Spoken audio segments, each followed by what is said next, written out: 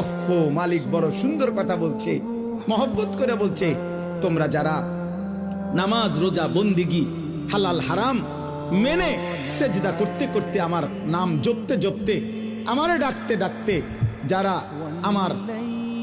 সাক্ষাৎ জান্নাত আশা করছো, আল্লাহ তাআলা বলেন তোমরা যারা যারা সেজদা দিয়া আশা করে রাখছো আমি আল্লাহর সাক্ষাৎ পাইবা, জান্নাত পাইবা, আমার বন্দিগি গুনাহ থেকে মুক্ত থেকে, আল্লাহ বলেন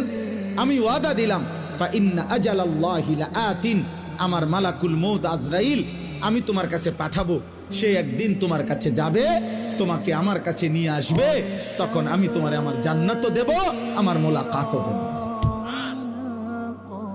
তুমি একটু সবর করো, আর কয়টা দিন ধৈর্য ধরো, গুনাহ থেকে বাঁচো, আমার সেজদা দাও, এই অল্প কয়টা দিন, এরপরে তোমারে আমার ফেরেশতা নিয়ে আসবে,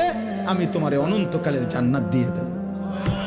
ওয়াহুয়াস সামিউল আলিম, যাই করো আমি সব শুনি, যাই করো আমি সব জানি। আল্লাহ আমাদেরকে তৌফিক দান করে।